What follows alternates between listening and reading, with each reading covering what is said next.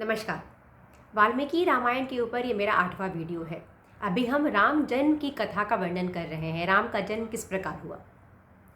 तो अभी तक मैंने जो आपको बताया वह ऋषिशृंग जो है वो राजा दशरथ से 3 बातें कहते हैं कि सबसे पहले तो सरयू नदी के उत्तर तट पर यज्ञ भूमि का निर्माण कराया जाए, और दूसरा कि ये यज्ञ चूँकि बहुत बड़ा है तो इसमें जो उपयुक्त सामग्री है, यज्ञ के लिए जो भी चीज़ें उपयुक्त हैं, यूज़ में आने वाली हैं, वो सभी चीज़ों का संग्रह किया जाए। और तीसरा ये है कि अश्व को छोड़ा जाए भूमंडल में भ्रमण के लिए, और ये सब वसंत ऋतु में होता है।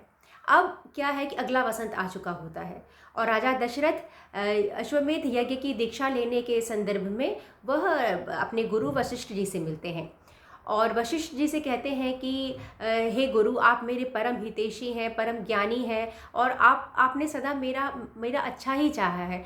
तो ये इतना बड़ा यज्ञ जो वो करवा रहे हैं, वो कहते हैं अपने गुरु जी से कि ये सब का कार्यभार मैं आपको सौंपता हूँ, और इस यज्ञ में जो ब्रह्म राक्षस वगैरह जो भी विघ्न डालने की कोशिश करेंगे, वह सब जिम्मेदारी ही आप पर आप ही पर है कि आप किस प्रकार इस इतने बड़े यज्ञ के कार्यभार को संभाल पाएंगे।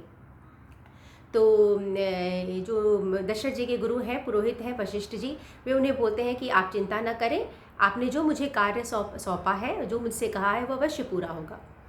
तो ऐसा ऐसा कह के जो वशिष्ठ जी हैं, वह जो भी उपयुक्त कार्य उस यज्ञ में ये जो कारीगर होते हैं, बढ़ई होते हैं, जो ज्योतिष होते हैं, जो भी लोग होते हैं कि जो उसमें अपना योगदान दे सके, उन सभी को बुलाते हैं और उन सभी को कहते हैं कि देखिए, ये हमारे राज्य में हमारे राजा बहुत बड़ा यज्ञ करने वाले हैं, तो इसमें मुझे आप सभी का साथ चाहिए। राजा ने ऐसा कहा है तो इसमें आप सभी का साथ चाहिए, सभी के योगदान से ही यह संभव है कि इतना बड़ा यज्ञ हम कर सकेंगे, और यह यज्ञ तभी सफल हो पाएगा जब सब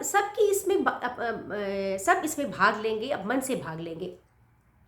तो जो सेवक लोग हैं, जो कारीगर हैं, बढ़ई हैं, जो भी है, वो सब बोलते हैं कि आप चिंता न करें, ऐसा ही होगा। और तुरंत ही हज़ारों की संख्या में ईंट लाई जाती है, महल का निर्माण कार्य शुरू होता है, क्योंकि जो राजा जो अनेक क्षेत्र के जो बड़े बड़े राजा आने वाले हैं, उन सभी के रुकने के लिए, ठहरने के लिए महल बनाया जाता है, और उस महल में भी कोई सारे खाने पीने सबका इंतज़ाम होता है, सारी सुख सुविधाओं से सुसज्जित महल बनाया जाता है।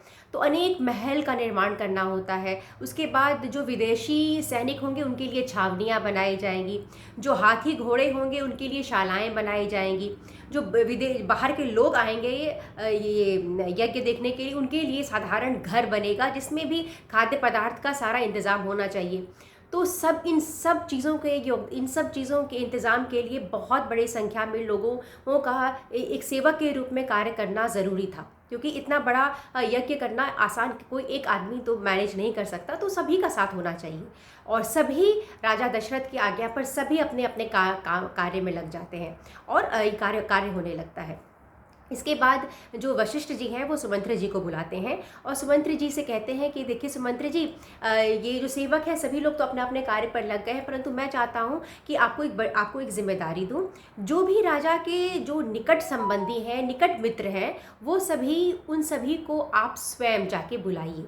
मतलब कि सुमंत्र जी से कहते हैं कि एक पर्सनल इनविटेशन दिया जाए, जो भी बहुत राजा के प्रिय हैं, उनके पुराने मित्र हैं, हितैषी हैं, जैसे कि मिथिला के राजा जनक हैं, उन्हें बोलते हैं कि आप स्वयं जाइए मिथिला नगरी और उनको आप आमंत्रित करिए। उसी प्रकार अंग देश के राजा रोमपाद जी हैं, और उनके केकई देश के राजा केकई नरेश हैं, जो कि राजा दशरथ के ससुर भी हैं, उनके पुत्र के साथ आमंत्रण के लिए कहते हैं। उसके बाद कौशल देश के भानुमान जी होते हैं राजा। उसके बाद मगध देश के प्राप्तज्ञ होते हैं। तो ये सब राजा जो हैं वो राजा के बहुत करीबी और बहुत बड़े धार्मिक विद्वान और राजा के मित्र होते हैं, हितैषी होते हैं। तो जो भी इन सभी राजाओं को सुमंत्र जी को के ऊपर कार्यभार सौंपा जाता है कि आप जाइए और इन सभी को आप स्वयं बुला के लेके आइए। तो ये कहते हैं वशिष्ठ जी। तो सुमंत्र जी बिल्कुल ऐसे ही करते हुए जाते हैं और इन सभी राजाओं को स्वयं आमंत्रित करते हैं, बहुत अच्छे ढंग से आमंत्रित करते हैं। इधर फिर वशिष्ठ जी के जो सेवक हैं, जो कि बाकी काम में लगे हुए थे, सारे नगर के लोग लगे हुए हैं, इतना बड़ा यज्ञ होने वाला है, हर्षोल्लास से भरे हुए इस कार्य में जो सेवक लगे हुए हैं वो वशिष्ठ जी के पास आते हैं और एक तरह से उन्हें अपने कार्य की सूची देते हैं। एक तरह से रिपोर्ट दिया जाता है कि क्या क्या काम हो रहा है। काम बहुत अच्छे ढंग से होता है और वशिष्ठ जी कहते हैं कि जो भी कारीगर हैं, जो भी काम कर रहे हैं, उन सभी को उचित धन दिया जाए और बहुत अच्छा भोजन मिले उन्हें, ताकि उनका पेट भरा हो और वो अच्छे से काम कर पाएँ। तो ये सभी का ध्यान सभी को रखना है, जो छोटे छोटे कारीगर हैं, बढ़ई हैं, जो काम कर रहे हैं, तो उन सभी का देखभाल भी नगर के वासियों को भी अच्छे ढंग से करना है। तो सबका देखभाल करेगा, तभी सब अपना भाग देंगे, तभी यह यज्ञ है सफल हो पाएगा, ऐसा कहते हैं और ये होता भी है। उस तरह से सब अपना कार्य कर रहे होते हैं। अब ये वशिष्ठ जी जो है वो राजा दशरथ जी से कहते हैं कि देखिए, आपके कहने के अनुसार सब काम बहुत अच्छे से हो रहा है, आपने जैसे जैसे कहा था वैसे वैसे इंतज़ाम हो, सब कुछ हो गया है। तो राजा दशरथ जी को बहुत प्रसन्नता होती है और उचित समय आने पर जो बाकी राजा लोग हैं वो उनका अयोध्या में आना शुरू होता है और वह राजा दशरथ जी के लिए बहुत सारे रत्नों की भेंट लेकर आते हैं। और एक दिन, एक शुभ नक्षत्र के दिन जब शुभ समय होता है, उस समय वशिष्ठ जी और ऋषिशृंग की आज्ञा से राजा दशरथ जो है वो अपनी पत्नियों के साथ अश्वमेध यज्ञ की दीक्षा लेते हैं।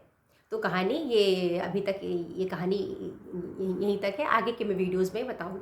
और यहाँ पर मैं ये बता दूं कि वशिष्ठ जी हमेशा इस बात पर जोर देते हैं कि इस यज्ञ में जिन्हें भी अन्न दिया जाए, जो भी भोजन कर रहे हैं, सभी के भोजन का प्रबंध होता है और जितने भी राजा होते हैं जो धार्मिक होते हैं उन सभी को आमंत्रित किया जाता है। सारे दक्षिण भारत के हों चाहे कहीं के भी हों, सभी के वैश्य, शूद्र, ब्राह्मण, क्षत्रिय, सभी ऐसे लोग जो कि धार्मिक हों, जो आना चाहते हो, सभी को निमंत्रण दिया जाता है और सभी के लिए उचित भोजन का भी प्रबंध होता है। भोजन भी बहुत स्वादिष्ट बनता है। कहने का तात्पर्य यह है कि अयोध्या के सभी लोग बिल्कुल एक मन से लगे हुए अश्वमेध यज्ञ को सफल बनाने के लिए और बहुत ही अच्छे ढंग से सब कार्यभार बहुत जल्दी से सबके सहयोग से कार्यभार हो रहा है।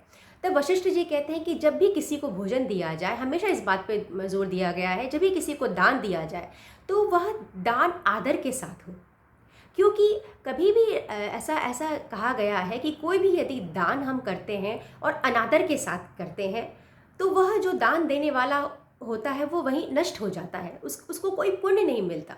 तो कभी भी आप दान दें तो बिल्कुल आदर के साथ दें। अवज्ञा कृतम हन्या दातारम नात्र संचय, जो अनादर के साथ दान देता है उसका वहीं नाश हो जाता है, ऐसा वर्णित है। तो यह सब वशिष्ठ जी कहते हैं, इन सब का सभी लोग ध्यान रखते हैं और सभी के सहयोग से इतने बड़े यज्ञ का संपादन कार्य शुरू होता है। अब राजा दशरथ जी ने अपनी पत्नियों के समेत वो दीक्षा ले चुके हैं और आगे के वीडियो में बताती हूँ मैं कि यज्ञ शुरू होता है तब क्या होता है। मुझे सुनने के लिए बहुत बहुत धन्यवाद।